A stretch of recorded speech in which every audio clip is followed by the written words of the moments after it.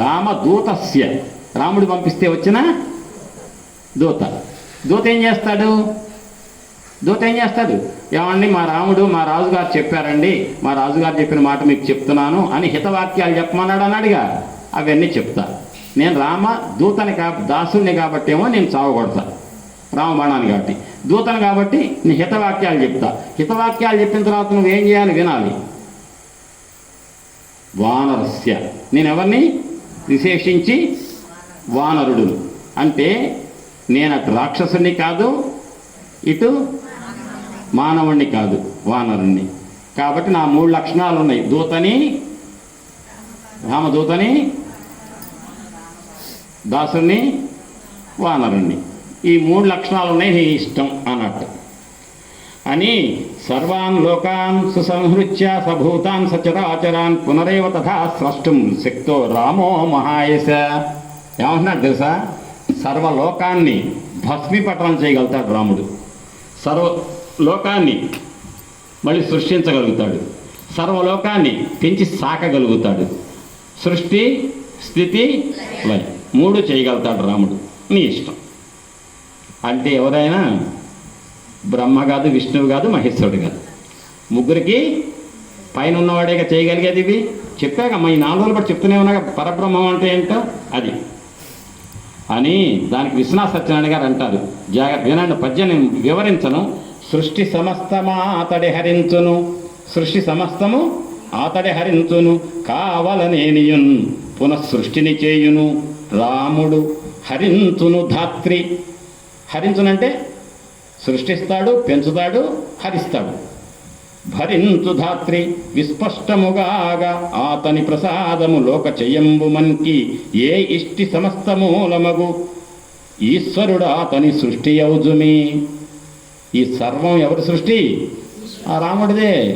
ఆ ఈశ్వరుడు ఎవరోగా దేనే. రాముడు దేవుడు అంటల్లా, ఆయన అంత పని చేయగలుగుతాడు, ఈశ్వరుడు చేసి అంత పని చేయగలుగుతాడు మా రాముడు. అప్పుడు అంటాడండి ఒక్క మాట, తల్లులారా పెద్దలారా వినండి. ఉపన్యాసం చెప్పేటప్పుడు ఈ మాటని కనుక పై మాటలకే కాకుండా హృదయంలో భావిస్తే చెప్పేవాడి కళ్ళ వెంట నీళ్లు తిరుగుతాయి. ఏడుపే తక్కువ, ఆగిపోతుంది మాట కొద్దిసేపు. రావణ రామచంద్రమూర్తి తమ్ముడు నాడయ్యా. రాముడికి ఉన్నటువంటి పెద్ద ఎసెట్ ఏంటో తెలుసా? ఎంత గొప్పవాడు లక్ష్మణుడు. రాముడు ఏముందయ్యా? దయ, కరుణ ఉంది ఆయనకి. ఆయన తమ్ముడు లక్ష్మణుడు నాడే అంత పెద్ద ఎసెట్టు. రాముడు ఎవరంటే నమోస్తు రామాయ సలక్ష్మణాయ దేవ్యై చ తస్యై జనకాత్మజాయై నమోస్తు రుద్రేంద్ర యమానిలేభ్యో నమోస్తు చంద్రార్కమరుద్గణేభ్య చెప్పా కదా ఆ రోజు. స లక్ష్మణాయ, రాముడు ధర్మం, రాముడు ధర్మం. లక్ష్మణుడు ఎవరంటే ఆ ధర్మాన్ని ఆచరించడానికి కావలసినటువంటి ఒక ఉత్సాహం, పౌరుషం లక్ష్మణుడు. రాముడు ఉట్టి ధర్మాత్ముడు. ధర్మాన్ని పాటించడానికి కావాల్సిన ఉత్సాహం ఏదైతే ఉందో అది లక్ష్మణుడు. దానికి విశ్వనాథ గారు పద్యం చెప్పారండి. అసలు ఈ పద్యాన్ని ఎన్నిసార్లు చదువుకున్నా కూడా వెంటనే ఏడుపు వస్తుంది. అసలు లక్ష్మణుడు లాంటి తమ్ముడు ఉంటాం రాముడు గొప్ప అండి. సీతమ్మ నేనేమంది? నాయన హనుమ, తండ్రి చనిపోతే రాముడు, మామగారు చనిపోతే నేను, మేమిద్దరం, నాకు మామగారు పోయాడు అనుకోలేదు, రాముడు తండ్రి పోయాడు అనుకోలే. ఆ ఇద్దరం కూడా మామ తండ్రి ఇద్దరి యొక్క లోటును తీర్చినవాడు ఎవరు? లక్ష్మణుడు. అదయ్యా మాకు మామగారు పోయాడనే బాధ నాకు లేకుండా, తండ్రి పోయాడనే బాధ రాముడికి లేకుండా ఆ లోటుని భక్తి చేసిన వాడు లక్ష్మణుడు. ఆ పరిశీలనామతియు, విశ్వనాథ గారు చెప్పింది, ఆ పరిశీలనామతియు అంతటి సూక్ష్మతమాభిదర్శన వ్యావృత బుద్ధి అట్టి విషయాభిముఖీనము హేతు కల్పనంబు ఆ పరముండు లక్ష్మణుని ఎందున తక్క మరెందులేవు. అంత పరిశీలనామతి, అంత బుద్ధి కుశలత ఎవరికి లేదయ్యా. రావణ అని చెప్పి ఆంజనేయుడు చెప్తున్నాడు లక్ష్మణ స్వామి గురించి. లక్ష్మణుని ఎందున తక్క మరెందులేవు. ఆహా 10,000 తలలైనను కలిగిన వానికెందును. చివరికి 10,000 తలకాయలు ఉన్న వాళ్ళకి కూడా లేదట అంత బుద్ధి. 10,000 తలకాయలు అంటే ఎన్ని తలకాయలు? 10,000 అంటే ఎన్ని? 1000 తలకాయలు ఉన్న వాడికి కూడా లేదట ఎంత బుద్ధి. అంటే 1000 తలకాయల వాడు ఎవరు? ఎందుకని అసలు భోజనం చేయలేదా ఇంటి మధ్యాహ్నం? ఆదిశేషుడు. ఎవరాయన మరి? లక్ష్మణుడు ఆదిశేషువి. అంటే 1000 తలకాయలు ఉన్న వాడికి కూడా అంత లేదంటే ఆయన ఆదిశేషువు అయ్యా అని చెప్పటం. ఆదిశేషువు అంటే ఇక్కడ ఆహా అయితే నీ దొంగ దొరికాడు కాబట్టి ఇక రాముడిని చంపలేడు అంటాడు కదా. మళ్ళీ ఆయన లక్ష్మణుడు ఆదిశేషువు అని బయటపడకూడదు, రాముడు విష్ణువు అని బయటపడకూడదు, మానవుడనే బయటపడాలి. అందుకని 10,100 తలలైన వాడికి కూడా ఇంత పరిశీలన నమ్మకం లేదట. అంటే ఆదిశేషు 1000 తలల వాడు కూడా పనికిరాడయ్యా అని చెప్తే ఆయన 1000 తలకాయల వాడని. ఈ చెప్పేది ఎవరికి? ఎవరికి చెప్తున్నాడు? అదేంటి ఇంకేం అనలేరా? 10 తలకాయల వాడికి చెప్తున్నాడు. ఎవరికి? 10 తలకాయల వాడికి. ఏమని చెప్తున్నాడు? 10,100 తలకాయలు ఉన్నవాడికి కూడా లేనంత బుద్ధి కుశలత ఉందయ్యా రాముడు తమ్ముడికి అంటున్నాడు. అంటే నువ్వు 10 తలకాయల వాడు అనుకుంటున్నావు, నీకంటే 100 రెట్ల ఆలోచన శక్తి ఉందయ్యా లక్ష్మణుడికి అని చెప్పటం. అర్థమైందా? అది లోపల ఉన్న విషయం అదనమాట. అంటే నువ్వే పెద్ద తెలివిగలవాడిని అనుకుంటున్నావు రావణ, నీకంటే 100 రెట్ల రాజనీతి బుద్ధి కుశలత ఉందయ్యా లక్ష్మణుడికి అని చెప్పాడు. చెప్పిన తర్వాత యో రామం ప్రతిధ్యేతు విష్ణు తుల్య పరాక్రమం. యుద్ధంలో ఆయన చేస్తే యుద్ధం మొదలు పెట్టాడంటే ఎవరితో సమానంగా చేస్తాడు? విష్ణుతుల్య పరాక్రమం. ఎవరితో? విష్ణుమూర్తితో సమానంగా యుద్ధం చేయగలిగేవాడు. విష్ణుమూర్తి అంటే ఎవరండి? రాక్షసును చెండాడేవాడే కదా. నీవు ఒక లెక్క రావణ. ఆ రాముడు విష్ణుతుల్య పరాక్రమం. అంతేకాని విష్ణువు అనకూడదుగా, విష్ణువుతో సమానం అన్నాడు అని. ఇక్కడ వినండమ్మా. దేవాశ్చ దైత్యాశ్చ నిశాచరేంద్ర గంధర్వ విద్యాధర నాగయక్షా రామస్య లోకత్రయనాయకస్య స్థాతుం న శక్తా సమరేషు సర్వే అన్నాడు అని. రావణ, యుద్ధరంగంలో రాముడు ఒక్కసారి కనుక బాణం విడిచి కోపపడ్డాడు అనుకో, రాముడు కోపం నుంచి నేను రక్షించగలిగే వాళ్ళు ఎవరు లేరు అని ఇష్టు జాగ్రత్తగా వినండి. గొప్ప పద్యం ఇది, శ్లోకం. బ్రహ్మ స్వయంభూ చతురాననోవా. 4 తలకాయగా బ్రహ్మగారు కూడా నిన్ను కాపాడలేడు. చెప్పండి ఎందుకన్నాడు అన్నమాట. సరే శ్లోకం చదవనండి ముందు. బ్రహ్మ స్వయంభూ చతురాననోవా రుద్రస్త్రినేత్ర త్రిపురాంతకోవా ఇంద్రో మహేంద్ర సురనాయకోవా త్రాతుం న శక్తా యుధిరామవధ్యం. యుద్ధరంగంలో కనుక చంపాలి అని ఫిక్స్ అయితే రాముడు ఎవరినన్నా, ఉదాహరణకు రేపు నిన్ను కాపాడటానికి ఎవరికి కెపాసిటీ లేవో తెలుసా? చిన్న పక్కన పెట్టు. మొదటి లైన్లో ఏం చెప్పాడు? బ్రహ్మ స్వయంభూ చతురాననోవా. 4 తలకాయలానికి లేదు. ఎందుకు చెప్పాడు చెప్పండి ఆంజనేయుడు ఈ మాట? పనిపాట్లా చెప్పాడా? చెప్పండి. తపస్సు చేస్తే వరం ఇచ్చింది ఎవరు? బ్రహ్మగారు. ఏమనిచ్చాడు? నీకు చావు లేకుండా ఇస్తున్నాను చెప్పి. ఎవరి నుంచి చావు ఉండకూడదు. నాకు నరులు వానరులు ఆఫ్టర్ ఆల్ పెద్ద లెక్కలేదు. కోతులు మనుషులు ఏం చేస్తారు? మిగతా వాళ్ళందరి దగ్గర నుంచి నాకు వరం. అంటే మిగతా వాళ్ళ దగ్గర నుంచి నీకు చావు ఉండదు అని బ్రహ్మగారు వరం ఇచ్చాడు. కానీ ఎవరిని తప్పించాడు? నరుడు. ఆయన తప్పించలేదుగా, బ్రహ్మగారు తప్పించాడా? వాడిని ఎత్తిన వాడే పెట్టుకున్నాడు. నేను మురళి గారు అక్కడ మక్కిన వారు కూడా అని చెప్పారులే, 4 మీద చావు రాస్తుంది అనే మాట చెప్పుకొచ్చారులే ఒక కథ. సరే,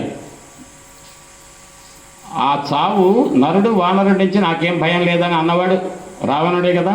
కాబట్టి ఇప్పుడు నేను బ్రహ్మగారు కాపాడితే నరుడు వానరుడు కాక మిగతా వాళ్ళ నుంచి కాపాడుతాడు. నరుడి నుంచి కాపాడుతాడా? కాబట్టి అయిపోయింది, బ్రహ్మగారు నేను కాపాడలేడు. రుద్ర స్త్రినేత్ర త్రిపురాంతకోవా. త్రిపురాంతక 3 త్రిపురాలను దగ్ధం చేసిన వాడు ఎవరు? శివుడు. ఆయన కూడా నిన్ను కాపాడలేడు అన్నాడు. ఎందుకన్నాడు చెప్పండి ఆ మాట? ఎందుకని? ఒకటి, నువ్వు పొద్దులేస్తే అర్చన చేసేది ఎవరికి? ఆయన రావణాసురుడు. మరి అర్చన చేస్తే భగవంతుడు కాపాడ్డా? కాపాడతాడుగా. కానీ ఆయన కూడా కాపాడలేడు అన్నాడు. ఎందుకని? నేనే. ఎవరు? శివుడు. ఎవరు ఇంతకు? ఆయనే, ఆంజనేయుడే కదా శివుడు. చెప్పాక మొదటి రోజు. అరే మొదటి రోజు నుంచి వింటున్న వాళ్ళు మాత్రం మీరు చేయడానికి లేదు. ఇంతకెవరు? రుద్రుడు కూడా కాపాడలేడు, నేనే ఆ రుద్రుడిని అని చెప్పకూడదుగా. రుద్రుడు కూడా కాపాడలేడు, అయిపోయింది. ఇంద్రో మహేంద్ర సురనాయకోవా. దేవతల రాజు అయినటువంటి నాయకుడైనటువంటి దేవేంద్రుడు కాపాడలేడు. ఆ మాట అనలేదనుకో, దేవేంద్రుడి గురించి చెప్పట్లేదంటే వజ్రాయుధం ఉన్న ఆయన గురించి డౌట్ వస్తుంది వీడికి. అంటే దేవేంద్రుడు గారు కాపాడలేడు, గుంపులో గోవింద అంటే నేను ఇంద్రుడు కాపాడలేడు, బ్రహ్మ కాపాడలేడు, శివుడు కాపాడలేడు. ఇంతకంటే పెద్దవాళ్ళు ఎవరు లేరుగా, బ్యాచ్ ముగ్గురు చెప్పేశాడు. కాబట్టి రాముడు కనుక ఫిక్స్ అయ్యాడంటే నీ పని అయిపోయినట్టే, నిన్ను కాపాడలేడు. కాబట్టి నీ బతుకు ఇంతే అంటే అప్పుడు ఏం చేశాడు తెలుసా రావణాసురుడు? బామ్మ ఆంజనేయ మ్యాక్సిమం ట్రై చేయి, రామచంద్రమూర్తితో స్నేహం పెట్టుకుందాం, సీతమ్మ గొప్ప చెప్తాలి నేను అనాలి కదా. ఎందుకంటాడంటే వాడు అహంకారానికి, ఒకటి అహంకారం, ఇంకోటి ఏంటి లోపల జీవభావం చెప్తోంది. నేను గత జన్మలో హిరణ్యకశిపుడుగా పోయా అయిపోయింది, ఇప్పుడు రావణుడికి వచ్చా, తొందరగా రావణుడు వచ్చి తీసుకోపోతే మళ్ళీ శిశుపాలుగా పుడతా, మళ్ళీ పోయి వైకుంఠంలో చేరాలి, నాకు తొందరగా అక్కడికి కావాలి ప్లేసు అనుకుంటున్నాడు. కాబట్టి కోతిని చంపండి అన్నాడు, కోతిని చంపండి అన్నాడు. ఆజ్ఞాపయత్ వధం తస్య రావణ క్రోధమూర్ఛిత, కోతిని చంపేయండి అన్నాడు. వెంటనే అన్నాడు విభీషణుడు, అన్నయ్య రావణాసురుడు తమ్ముడు అన్నాడు. ఒక్క ప్రశ్న అడిగారు రాజుగారు, ఆర్డర్ వేశారు చంపమని, నువ్వేమన్నా ఉరిశిక్ష వేసేటప్పుడు కూడా నీ చివరి కోరిక అని అడుగుతారు కదా, అట్టనే నువ్వేమని చెప్పుకుంటే సంజాయిషి చెప్పుకోవాలి ఆంజనేయ, క్షమాపణ చెప్పుకోలేకపోతే మా రాజుగారి కంటే. విశ్వనాథవారు ఒక చిన్న పద్యం రాశారు ఇక్కడ, వినండి. ఉర్విజాత ఉన్నదో లేదో, ఉర్విజాత అంటే సీతమ్మ, ఉన్నదో లేదో తెలియక అరుగుదించి ఏమి ఆడవలయో, నేను మీతో ఏమాడతాను, సరదా ఆటలు, అసలు సీతమ్మ ఉందో లేదో వెతకడానికి వచ్చా, వెతికా దొరికింది. ఉందో లేదో తెలవకుండా వెతకడానికి వచ్చిన నేనేం చేశా, తోయనిధిని దాటు దూత, తోయనిధి అంటే తోయం అంటే నీళ్లు, నీళ్ళ నిధి అంటే ఎవరు, సముద్రం. తోయనిధి దాటు దూత తానెట్టివాడో తెలియలేరు మీరు దీనజనులు, మీరు మూర్ఖులయ్యా. 800 మైళ్ళ సముద్రాన్ని ఏ పుష్పక విమానం లేకుండా గాలిలో ఎగిరొచ్చానంటే నేను అట్లాంటి అంచనా వేయలేదయ్యా మీరు. నేను మీకు క్షమాపణ చెప్పుకుంటానా, సంజాయిషులు చెప్పుకుంటానా అంటే మీరు నన్ను చంపుతారా, చేతనం చేసుకో అనగానే విభీషణులు ఇచ్చాడు, అన్నయ్య చాలా తప్పు, క్షమస్వరోషం త్యజ రాక్షసేంద్ర ప్రసీద మద్వాక్యమిదం శృణుస్వ వధం న కుర్వంతి పరావరజ్ఞ దూతస్య సంతో వసుధాధిపేంద్ర. అన్నయ్య విభీషణుడు అండి, మొన్న మీకు చెప్పా, విభీషణుడు చాలా ఆయన ఇల్లు ఎత్తుకుతుంటే అందరి ఇల్లు చూసినప్పుడు ఒక రకంగా ఉంది ఆంజనేయ స్వామి వారికి. విభీషణుడు ఇల్లు చూసినప్పుడు ఎట్లా ఫీల్ అయ్యాడు ఆంజనేయుడు, ఎంత ధర్మం, ఒక్క కాపల వాళ్ళేడు, వంకర ముక్కు, వంకర కన్ను, వంకర పొట్ట, బాణ పొట్ట, ఇట్ట విక్కురాకారంలో ఉన్నటువంటి కాపలాదారులు ఎవరు లేకుండా ప్రశాంతంగా కనిపిస్తున్న ఇల్లు, రాక్షసులలో కూడా ఇంత గొప్పవాడు ఉన్నాడా ఒకడు అనుకున్నాడు. ఆ గొప్పవాడు ఎవరు, విభీషణుడు. ఆయన చెప్పాడు, తప్పు అన్నయ్య, దూతగా వచ్చిన వాడు ఏం చేస్తాడు చెప్పు, రాజుగారు చెప్పిన మాట చెప్తాడు. ఇక్కడ రాజు చెప్తే వినేవాడే దూత, ఆయన చంపకూడదు, రాజనీతి శాస్త్రం ఒప్పుకోదు దూతను చంపితే, ప్రపంచం మొత్తం నిన్ను వేలెత్తి చూపిస్తుంది. రాజనీతి శాస్త్రం ధర్మం బాగా తెలిసి వేదం చదువుకున్నవాడు రావణాసురుడని తెలుసు. అట్లాంటి నువ్వు అధర్మానికి పాల్పడి దూతను చంపితే, అణు రియాక్టర్లు వస్తే ప్రపంచం ఊరుకోదు, ప్రపంచ శాంతి కోసం మేము వాటిని ధ్వంసం చేస్తా అంటున్నారా లేదా ఇప్పుడు?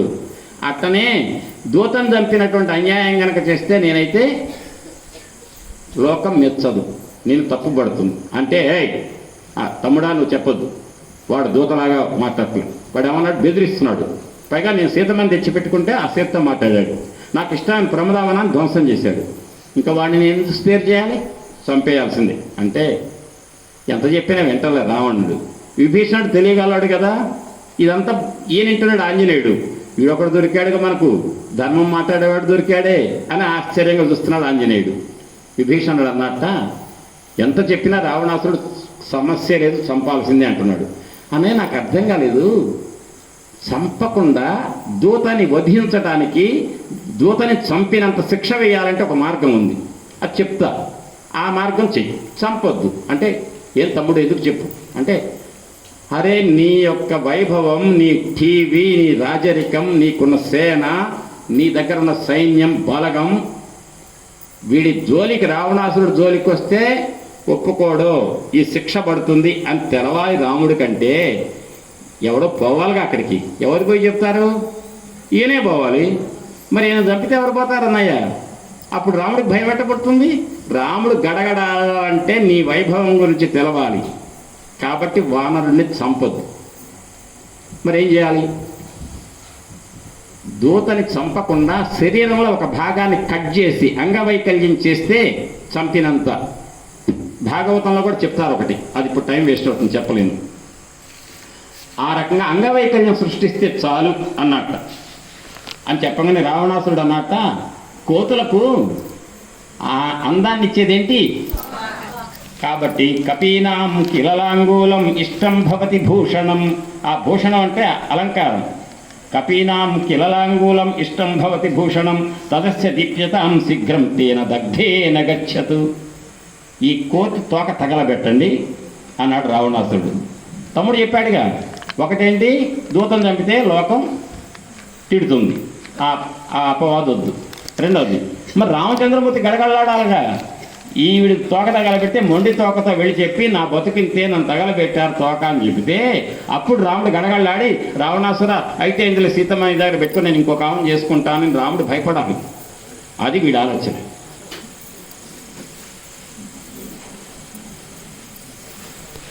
అక్కడ ఒక చిన్న పద్యం ఉందండి, మీరందరూ వినండి జాగ్రత్తగా.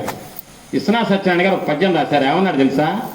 ఆ మాట మాట్లాడుతున్న సమయంలో వాని పేరు తెలవవలయు బ్రహ్మాస్త్రమందు నన్ను పూనినట్టువాడు. బ్రహ్మాస్త్రంతో నన్ను ఎవరు కట్టేశారో ఒకడున్నాడు, వాడు చాలా గొప్పడు, వాడెవడో తెలవాలి అంటే ఇంద్రదేశు గురించి. ఇంకొకడు వీని పేరు తెలుసుకోనువలెన్ దైత్యరాజు కొలువులోని రమ్య బుద్ధి.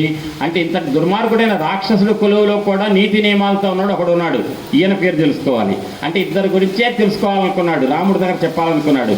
ఒకటేమో విభీషణుడి గురించి, ఇంకోటేమో ఇంద్రజిత్తు గురించి. ఆ రకంగా అనుకున్నాడు. అయిన తర్వాత తోక తగలబెట్టమన్నాడు.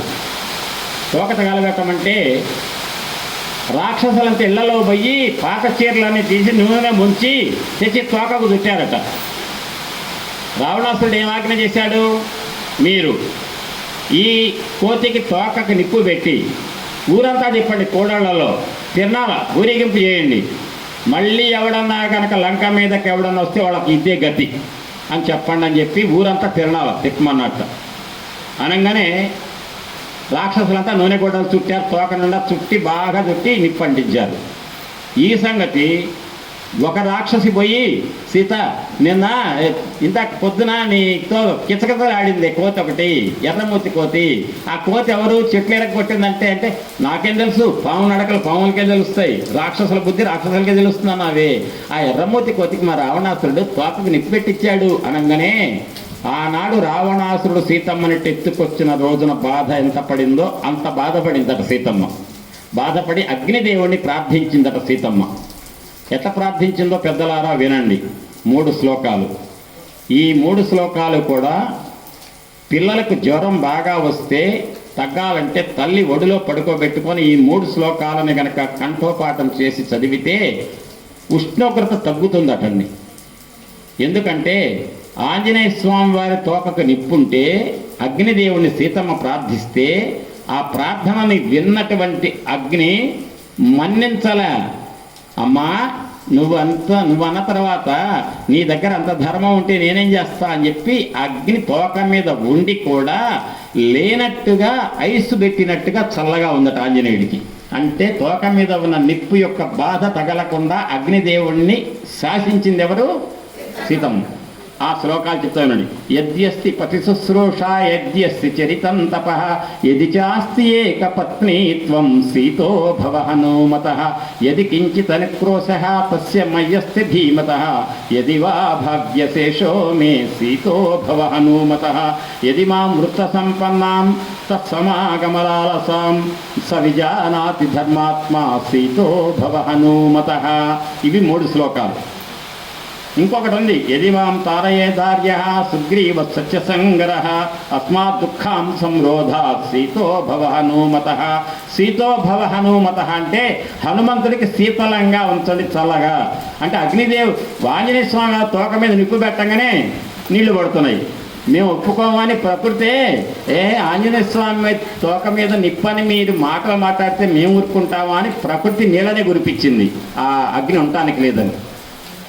ఆ రకంగా వినండి. ఇక్కడ దేవుడా నాకు అదో కలిసి వచ్చి చేయి, ఇది నాకు కలిసి వచ్చేట్టు చేయి అంటే దేవుడు వినాడట మన మాటలు. దేవతలు మనం ఒక కోరిక కోరేటప్పుడు ఒక ధర్మాన్ని చూపించాలంటారు పెద్దలు. నా దగ్గర ఈ ధర్మం ఉంది కాబట్టి కాపాడు, ధర్మం కాపాడంతే. నేను దుర్మార్గం చేస్తుంటే కాపాడమని అడగట్ల అని అడగాలట భక్తులు. ఇక్కడ ఏమన్నదా అమ్మా, నేను పతి సేవా పరాయణురాలనైతే, నేను తపము ఆచరించిన తపశక్తివంతురాలనయ్యుంటే, నేను నిష్కలంకం ఏ కళంకము లేని పతివ్రతనైతే, నా భర్త 10 నెలల బట్టి వేరుగా ఉన్నాడు, నేను ఇక్కడ ఎంత పాతివ్రత్యంతో ఉన్నానో అదే నిజమైతే, అగ్నిదేవ హనుమంతుడి తోకపై ఉన్న నువ్వు ఆయనకి ఇబ్బంది పెట్టకు. రెండవది, యదికించిత్ అనుకోశ తస్య మయస్సు ధీమత యదివా భాగ్యశేషో మే సీతో భవ హనుమత అంటే, అగ్నిదేవ నేను ఏమాత్రమైన ధీమంతుడైన రామచంద్రమూర్తి ప్రభువు యొక్క దయకు పాత్రురాలనయ్యుంటే, నా పుణ్యఫలం కనుక ఏ కొంచెమైనా కూడా మిగిలి ఉంటే, నా పుణ్యం మారుతి తోకమైపున్నటువంటి అగ్నిదేవ నువ్వు ఆయనను బాధ పెట్టకు. మూడవ దాంట్లో, ధర్మాత్ముడైన నా స్వామి రామచంద్రుడు నా సచ్చీలాన్ని, నా సచ్చీల సంపన్నత్వాన్ని, నా గుణాన్ని, నా క్యారెక్టర్ని ఆయన కనుక భావించి ఒప్పుకున్నట్లయితే, ఆయన రావాలని ఎదురు చూస్తున్నాను పతివ్రతగా ఇక్కడుంటూ ఎటువంటి తప్పు చేయలేదు, ఇక్కడ సత్యంగా నిప్పులాగా ఉన్నాననే విషయాన్ని రాముడు నా పట్ల నమ్మకం కలిగి ఉంటే, అగ్నిదేవ హనుమంతుడి తోకకు నువ్వు ఇబ్బంది పెట్టకు. వెంటనే అగ్నిదేవుడు ఏం చేశాడు? చల్లగా చూశాడు, మంట లేకుండా చేశాడు. చెప్పండి, దీన్ని బట్టి ఏంటో ఏమర్థమవుతుంది? ఏమర్థమవుతుంది? ఆ అమ్మవారు అన్న మాటలన్నీ నిజమని అర్థమవుతుంది కదా. ఆ అమ్మవేగా నేను పతివ్రతను అయినట్టయితే ఉండు అంటే, నువ్వు పతివ్రత ఎందుకు అవుతావమ్మా అని అగ్నిదేవుడు చల్ల చేయడు. అగ్నిదేవుడు చల్లగా చూశాడంటే అర్థమేంటి? సీతమ్మ అన్న మాటలన్నీ అతి త్వరలో రామచంద్రమూర్తి నా పాతివ్రత్యాన్ని నమ్మి నన్ను చేరటానికి సిద్ధంగా ఉండి, నేను పతివ్రతను నమ్మి నేను ఆయన రాక కోసం ఎదురు చూస్తున్నట్టుగా ఆయన నమ్మినట్టయితే నువ్వు ఆయన చల్లగా చూడు.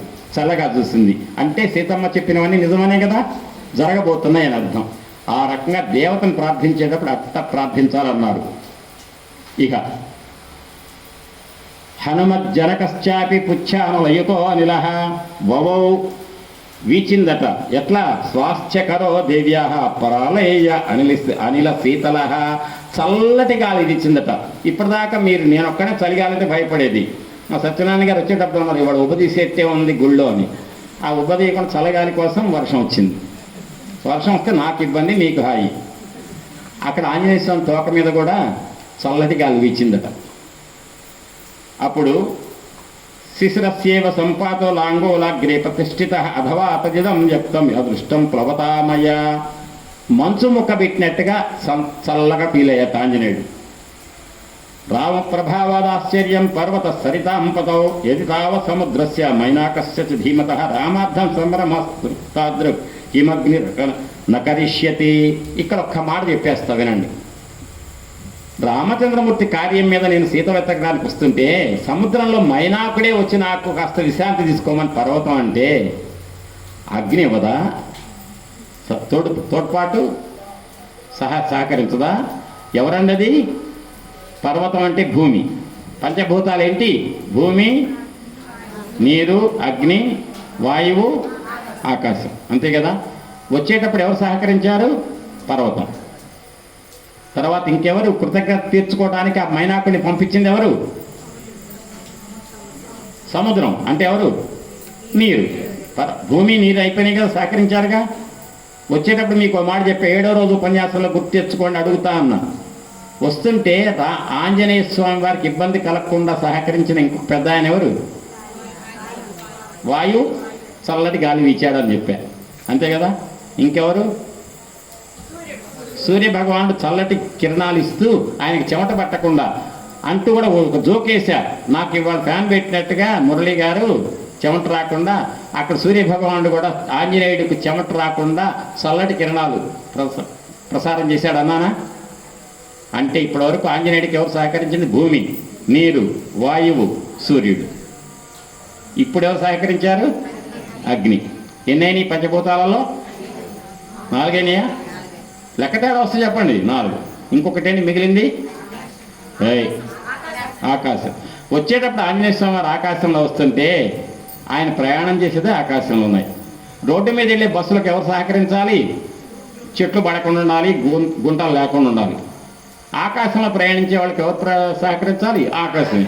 అంటే ఆంజనేయుడికి సహకరించింది ఆకాశం. ఇప్పుడు చెప్పండి, రామకార్యం మీద వెళ్ళిన ఆంజనేయుడికి ఎంతమంది సహకరించారు? పంచభూతాలు సహకరించినాయి. కాబట్టి మా నాన్నగారు వాయుదేవుడు తర్వాతని ఏమన్నాడంటే ఒక మాట, సీతమ్మ యొక్క కృప వల్ల రామచంద్రమూర్తి కార్యం మీద వస్తున్న నాకు పర్వతమైన మైనాకుడు సహకరించినప్పుడు అగ్ని సహకరించదా? కాబట్టి సీతమ్మ యొక్క పాతివ్రత్యం ఆమె కోరి ఉంటుంది, రామయ్య అనుగ్రహం, ఈ రెంటి వల్ల మా నాన్నగారు కూడా అగ్ని అనేటువంటి పంచభూతాలలో మా నాన్నగారు ఒకడైతే అగ్ని ఇంకొకడు. మరి ఇద్దరు కూడా ఆఫీసర్లేగా, ఒక లెవెల్లేగా.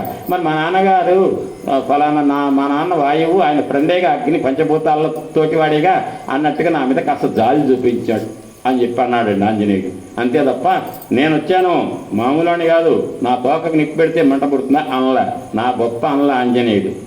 రామయ్య దయ, సీతమ్మ అనుగ్రహం, మా నాన్నగారికి అగ్నితో ఉన్న స్నేహం అని చెప్పి ముగ్గురిని అనుకున్నాడు. చెప్పి ఇక నాకు సహాయం ఉపకారం చేసిన వాళ్ళకి ఏం చేయాలి? అందరూ ఉపకారాన్ని ప్రత్యుపకారం అని చెప్పి నేను 2 రోజు చెప్పలేదు అన్నిసార్లు. ఎందుకనరా మరి? ఉపకారం చేసిన ప్రతి వాళ్ళకి హిందూ ధర్మం ప్రకారం ఏం చేయాలి? ప్రత్యుపకారం. ఇప్పుడు ఈ ఆంజనేయ స్వామి వారికి సహకరించింది ఎవరు? ఉపకారం చేసింది ఎవరు? ఇప్పుడు అగ్నిదేవుడు. మరి అగ్నిదేవుడు హెల్ప్ చేసినప్పుడు ఉపకారం చేస్తే అగ్నిదేవుడికి ఏం చేయాలి? ప్రత్యుపకారం చేయాలి. అది యో హ్యయం మమలాంగూలే దీప్యతే హవ్యవాహన అస్య సంతర్పణం న్యాయం కర్తుమే గృహోత్తమై. నాకు సహకరించిన అగ్నిదేవుడికి నేను ప్రత్యుపకారం చేయాలి. అగ్ని ఏం చేస్తుంది? అగ్ని ఏం కోరుకుంటుంది? ఎప్పుడు మధ్యాహ్నం చూశారుగా, అగ్నిగుండంలో ఏం కోరుకుంటుంది? నెయ్యి, వస్త్రాలు, హవిస్సులు. ఆకలి ఆవురావురమంటుంది అగ్ని, దాంట్లో ఏదైనా ఇస్తే తగలబడాలి. కాబట్టి ఇప్పుడు నేను ఎవరికి ప్రత్యుపకారం చేయాలి? అగ్ని. ఒక పని చేస్తా, నాకు సహకరించిన అగ్నిదేవుడికి సంతర్పణం చేస్తా. ఎందుకంటే కాసేపట్లో అన్న సంతర్పణం చేస్తారుగా, అట్టనే అగ్నిదేవుడికి సంతర్పణం చేయడానికి లంకలో ఉన్న ఇళ్ళకి కాస్త అంటించా అనుకో, ఆ ఇల్లు తగలబడితే అగ్నిదేవుడు కాస్త సంతృప్తి పడతాడుగా అని అన్న సంతర్పణం చేస్తున్నాడు అనమాట అగ్నిదేవుడు. మొత్తం తగలబెట్టాడు లంక. తగలబడుతుంటే ఇల్లు మధ్యలో ఉన్నటువంటి విభీషణుడి ఇల్లు ఒక్కడ తగలబడ. ఎందుకని? అన్నయ్య చంపకూడదు, కోతిని అన్నాడు కదా. రావణాసురుడు ఎట్టాన్ని చంపలేడు, ఆ సంగతి తెలుసు, ఆంజనేయుడికి తెలుసు. ఆ సరదా ఆడుకొని అనుకున్నాడు ఆంజనేయుడు. నేను చంపుతా అన్నాడు. అన్నయ్య చంపకూడదు అంటే ఎందుకు చంపకూడదు అన్నాడు. మీరు సరదా మాట్లాడుకోండి, నన్ను మీరే. అరే 80,000 మందిని 5 నిమిషాల్లో చంపినాడు, నన్ను వీళ్ళేం చేస్తారా అని తెలుసు ఆంజనేయుడికి. మొత్తం మీద వీళ్ళు ఏదో డైలాగులు తీసుకున్నారు, ఏదో ఒప్పుకున్నట్టుగా రావణాసురుడు తోక తగలబెట్టమన్నాడు. అయిపోయింది. కానీ నేనేం చేయాలి? సభలో నా తరఫున ధర్మం కోసం మాట్లాడాడు కదా విభీషణుడు, ఆయన ఇల్లు ఒక్కడ తగలబెట్టకూడదని ఆయన ఇంటిని అంటించలేదట. మనకేం డౌట్ వస్తుంది? సార్ అటిల్లు తగలబడింది, ఇటిల్లు తగలబడింది, ఈయన వదిలిపెట్టినా కూడా గాలి ఏం చేస్తుంది? ఆ మధ్య ఇంటిని తగలబెడుతుంది. పక్క ఇల్లు తగల మధ్య ఇల్లు వదిలిపెడుతుందా? ధర్మం అనేది అక్కడుంటే ధర్మం ఏమీ చేయదట. ధర్మాన్ని ఆలంబనంగా జీవించిన వాడికి ఆపదలో కాపాడేది ధర్మమే. ధర్మం గనకుంటే బలం వస్తుంది, అధర్మం ఉంటే బలం. మనం చెప్పే కదా, ధర్మానికి నిలబడ్డాడు కాబట్టి విభీషణుడు యొక్క ఇల్లు తగలబడలే. అయిపోయింది, మొత్తం అంతా తగలబెట్టాడు. సముద్రం ఒడ్డుకి వెళ్ళాడు. సముద్రం ఒడ్డుకి వెళ్ళి తోక చల్లార్చుకోవాలని చూశాడు. ఇక్కడ చెప్పాలి, తేషు క్వచిత్ కింసుక సంకాశాః క్వచిత్ ఛాల్మన సన్నిభాః క్వచిత్ కుంకుమ సంకాశాః శిఖా వమ్నేశ్చకాశిరే. రంగురంగుల కాంతులు వస్తున్నాయి ఇల్లు తగలబడుతుంటే. ఆ దుర్మార్గులు ఇల్లు. లంకాపురం ప్రదగ్ధం తద్రుద్రేణ త్రిపురం యథా. ఆ తగలబెడుతుంటే ఆంజనేయ స్వామి వారి ఇల్లు చూస్తున్నారట. అమ్మో మా ఇల్లు పోయిందిగా, ఆ ఇల్లు కూడా పోయిందిగా, ఈ ఇల్లు అన్నీ చూస్తున్నారట ఆంజనేయ స్వామిని. మూడు పురాలని దగ్ధం చేయటం ఎవరి వల్ల కాకపోతే త్రిపురాసురుని సంహరించిన వాడు ఎవరంటే త్రిపురాలను శివుడు. త్రిపురాలను దగ్ధం చేసిన శివుడా అన్నట్టుగా అనుకుంటున్నారట రాక్షసులు. ఎవడైనా ఎవరు? శివుడే. త్రిపురాలను దగ్ధం చేసిన శివుడిలాగా కనిపిస్తున్నాడుగా, నీళ్లు తగలబెట్టుకుంటూ కాంతిలో బాగానే కనపడుతున్నాడు అనుకున్నాట. అప్పుడు గొప్ప శ్లోకాలు మూడినండి, చాలా గొప్పవి. ఇక్కడ మన మురళి గారు ఏమన్నారు? ఆంజనేయం మహావీరం అని చెప్పి ఆయన పరబ్రహ్మ స్వరూపం అన్నాడుగా. ఆయన బ్రహ్మ విష్ణు మహేశ్వరు కాదట, పై లెవెల్ పరబ్రహ్మం అట అని వాల్మీకి చెప్పాడు. ఇక్కడ జాగ్రత్తగా వినండి, చాలా గొప్ప శ్లోకాలు. వజ్రీ మహేంద్ర స్థితసేశ్వరో వా సాక్షాద్యమో వా వరుణోనిలో వా రుద్రోగ్ని అక్కో ధనధశ్చ సోమో నమానరోయం స్వయమేవ కాలః. ఎవర్రా ఇంత తగలబెట్టి లంకని మొత్తం నాశనం చేస్తున్నాడు ఈ కోతి? ఈ కోతి కాదు, వామనుడు కాదు. ఎవరై ఉంటారంటే అని ఒక్కొక్కళ్ళు ఏదైనా జరగంగానే ఊళ్ళో అందరూ వచ్చి ప్రతివాడు ఒక్కొక్క డైలాగ్ వేస్తుంటాడుగా, అట్లే రాక్షసులు డైలాగ్ వేస్తున్నారట. వజ్రీ మహేంద్ర సిద్ధసేశ్వరోవా, ఆ వజ్రాయుధం పట్టుకుని ఇంద్రుడా, సాక్షాత్ యముడా, వరుణుడా, అనిలుడు అంటే వాయువా, రుద్రుడా, అగ్నియ, అర్కం అంటే సూర్యుడా, ధనదశ్చ అంటే కుబేరుడా, సోముడా, లేదా స్వయంగా కాలుడా. అయిపోయింది. అంటే వాళ్ళకి ఆయన ఎవరిలాగా కనిపించాడు? ఇంతమందిలాగా కనిపించాడు. ఒక్కొక్కరికి ఒక్కో రకంగా. ఇంతమందిగా కనిపించడం అంటే ఎవరి వల్ల సాధ్యమైతే కనిపించడం? పరబ్రహ్మానికి అయింది కదా. అంతటితో సంతృప్తి చెందొద్దు. కిం బ్రహ్మణ సర్వపితామహస్య సర్వస్య జాతుశ్చతురాననస్య ఇహాగతో వానర రూపధారి రక్షోపసంహారకర ప్రకోపః.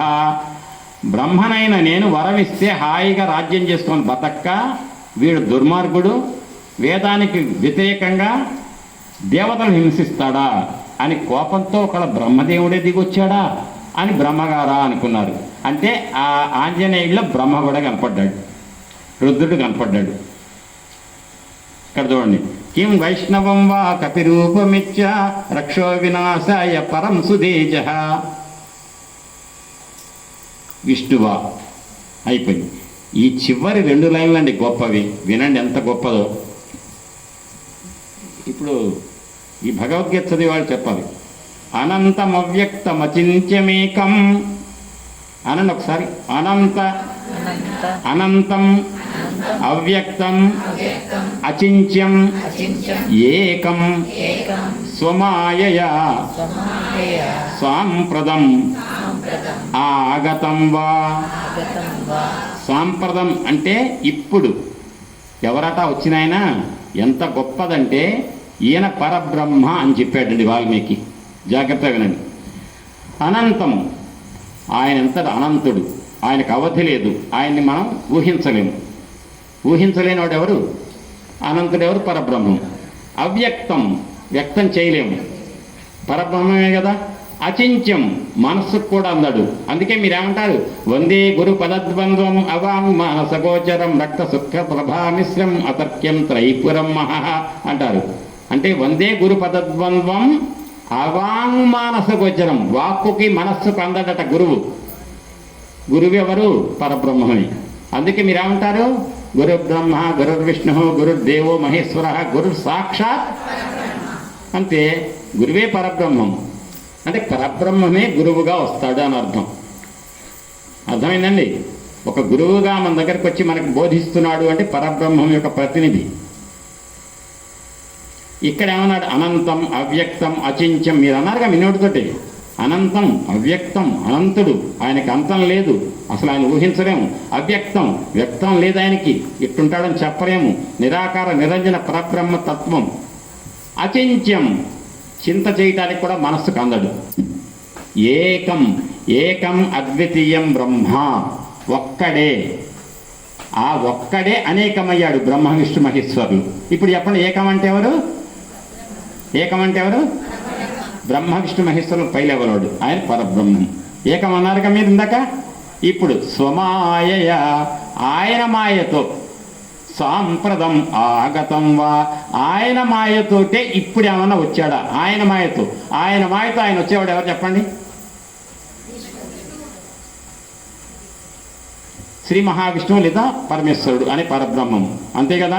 అజోపి సన్ అవ్యయాత్మ భూతానామీశ్వరోపి సన్. చెప్పండి. ప్రకృతిని స్వమధిష్టాయ సంభవామి ఆత్మమాయ. ఆత్మమాయ అంటే ఆయన మాయతో. నాకు పుట్టుక లేదు, సావు లేదు, కానీ నేను నాకు సరదా అనిపించినప్పుడు విలాసంగా ఆడుకోవటం కోసం నా మాయతో నేను ఈ లోకాన్ని సృష్టిస్తా అని చెప్పిన ఆయన ఎవరు? కృష్ణుడు. ఆయనే మహావిష్ణువు, ఆయనే పరబ్రహ్మం. కృష్ణం పరబ్రహ్మం కదా. కాబట్టి ఈ శ్లోకంలో ఏం చెప్పాడు? ఆంజనేయ స్వామిని ఏమని చెప్పి ప్రతిపాదించాడు? పరబ్రహ్మం. ఆంజనేయుని ఎవరు అనుకుంటున్నారు? రాక్షసులు. ఆ రకంగా ఆంజనేయ స్వామి వారిని అందరూ పొగుడుతున్నారు. ఆయన వెళ్ళాడు, లంక మొత్తం తగలబెట్టాడు. అమ్మ నా పని అయిపోయింది కదా, వెళ్ళొస్తా అని చెప్పేసి సముద్రం ఒడ్డుకి వెళ్ళాడు తోక తలార్చుకోవడానికి. తోక తలార్చుకుంటుంటే సడన్గా వచ్చింది. నేను ఎంత దుర్మార్గుణ్ణి, వచ్చింది సీతను వెతకటానికే. నా తోకకి నిప్పు పెట్టేసరికల్లా ఆ నిప్పు పెట్టినప్పుడు ఆయన ఒక మాట అనుకున్నాడు ఆంజనేయుడు. రాత్రి చీకట్లో చంద్రుడి కాంతిలో వెతికా కానీ నాకు ఇంకా నలుసులు ఏమైనా కనపడలేదేమో, అక్కడక్కడ కారాగారాలు ఉంటే కనపడలేదేమో. ఈ అట్టాకి వీళ్ళే తిప్పుతా అంటున్నారు ఆ కూడళ్లకు. అన్ని జంక్షన్లు చూస్తే నాకు అడ్రస్లన్నీ బాగా తెలుస్తాయి. సుగ్రీవ మహారాజా లంకలో ఏ రోడ్డు ఎట్టుందో నాకు మొత్తం వాళ్ళే చూపించారు తెలుసా, పట్టపగలు చూపించారు. నాకు అంతా అర్థమైందని సుగ్రీవుడికి చెప్తే, ఆంజనేయ నువ్వు ధైర్యంగా రాక్షసులు చూపించారా, నీకు ఎర్రతివాచి పరిచారా? ఆ తోకకు నిప్పు పెట్టారులే కానీ ఆ నిప్పు నన్నేం చేయలే, వాళ్ళే దారులు చూపించారు. ఎతికా లంక అంతా తెలిసిపోయింది. వాళ్ళ కారాగారాలు ఇక్కడ ఉన్నాయి, వాళ్ళ ఆయుధగారాలు ఇక్కడ ఉన్నాయి, వాళ్ళ సైన్యం ఎక్కడెక్కడ ఉంది, వాళ్ళ భవంతులు ఇట్టున్నాయి, మొత్తం తగలబెట్టాలే అని మొత్తం చెప్పడానికి పనికొస్తుందో అనుకుని ఆనందపడ్డాడు. చూశాడు కానీ ఎంత కోపిష్టిని, తన కోపమే తన శత్రువు, తన శాంతమే తనక రక్ష అన్నట్టుగా కోపం వస్తే మనిషి కాడు, రాక్షసుడు. ఇంత కోపం పనికిరాదు. అంత కోపంతో లంక తగలబెట్టా. నా అమ్మ సీతమ్మ ఎక్కడుంది? లంకలో ఉంది. అమ్మ కూడా తగలబడిపోయి ఉంటుంది కదా. రావణాసురుడు 60 రోజులు టైం ఇచ్చాడు. నేను 1 గంట బ్రతకని ఇవ్వకుండా అమ్మని బుగ్గిపాలు చేశా. ఎంత కోపం! కోపం వస్తే గురువుని కూడా శిక్షిస్తాడు మానవుడు. వాడు మళ్ళీ పుట్టుక లేని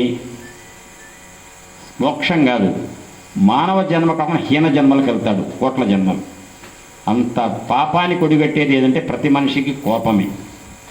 నాకు కోపం ఉండటం వల్లగా లంకను తగలబెట్టింది, సీతమ్మను అన్యాయంగా ఇచ్చేసాగా అని బాధపడుతుంటే ఆకాశంలో చారణులు అనేటువంటి ఒక దేవతా శ్రేణి వెళుతూ నా శిష్యతి కళ్యాణి నాగ్నిదగ్నౌ ప్రవర్తతే అన్నారట. ఆహా, హనుమంతుడు లంకను తగలబెడితే లంకంతా తగలబడింది కానీ సీతమ్మకి ఏమాత్రం కొంచెం కూడా నిప్పు ప్రభావం తగలలేదే, ఏం ఆశ్చర్యం అన్నారట. ఒక్కసారిగా చారణులు చెప్పారు సీతమ్మకి ఏం కాలే, కాబట్టి వెంటనే వెళ్ళాలని సీతమ్మ దగ్గరికి మళ్ళీ వెళ్ళాడు. అమ్మా అని చెప్తే వెంటనే ఏమనాలమ్మా,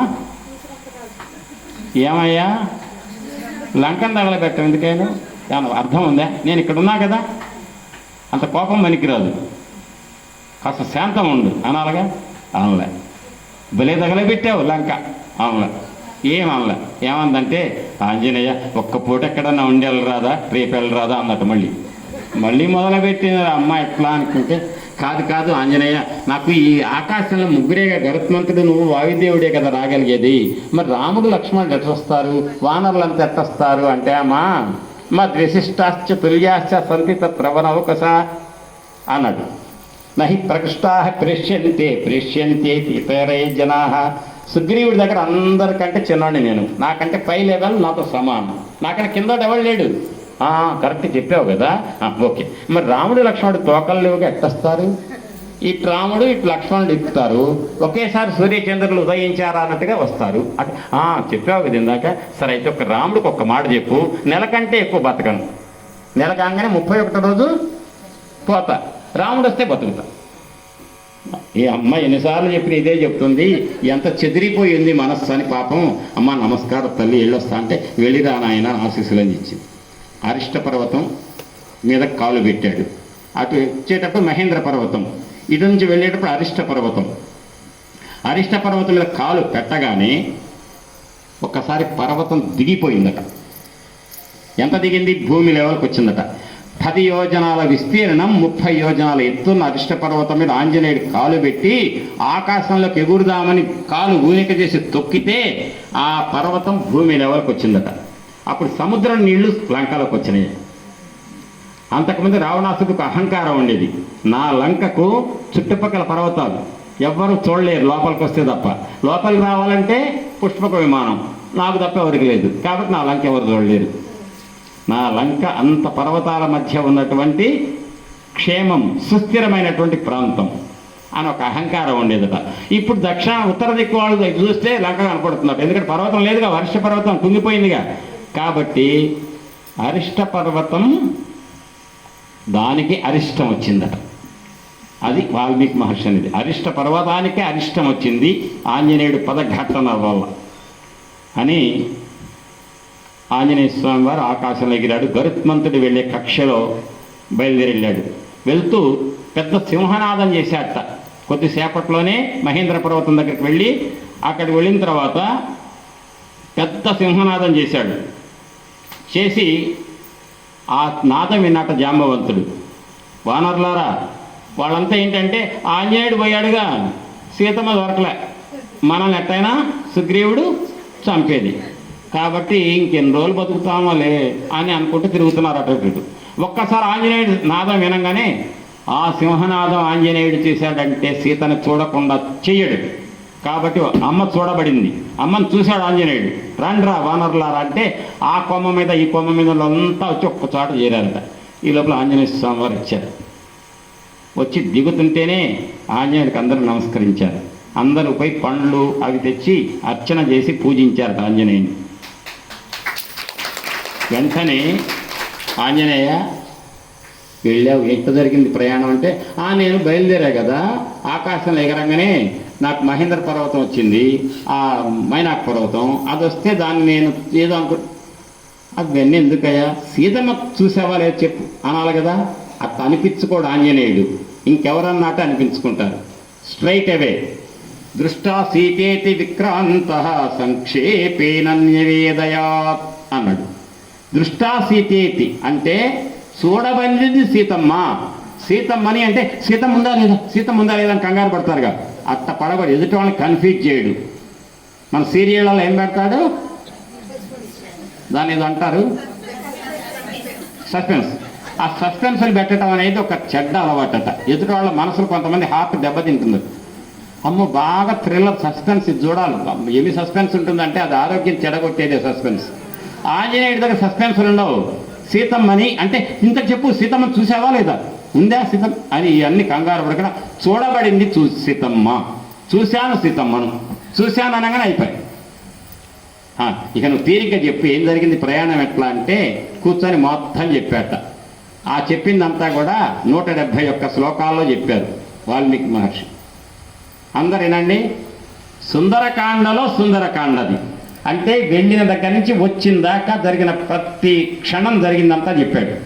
కానీ చెప్పేటప్పుడు ఏమన్నాడు తెలుసా, మైనాక పర్వతం వచ్చింది వానరులారా, జాంబవంతా, నాకు బుద్ధికి అట్ట తట్టింది. ఏమని, నేను రామకార్యం మీద వెళ్తున్నాను మైనాక, కాస్త ఏమనుకోవద్దు, థ్యాంక్స్, ప్రీతోస్మి కృతమాతిథ్యం అన్నాను, తర్వాత వస్తా అని చెప్పా. మధ్య సురస కనపడింది. అమ్మ నేను వెళ్ళొస్తా అంటే ఇప్పుడే కావాలి నాకు అజ్జ అంది.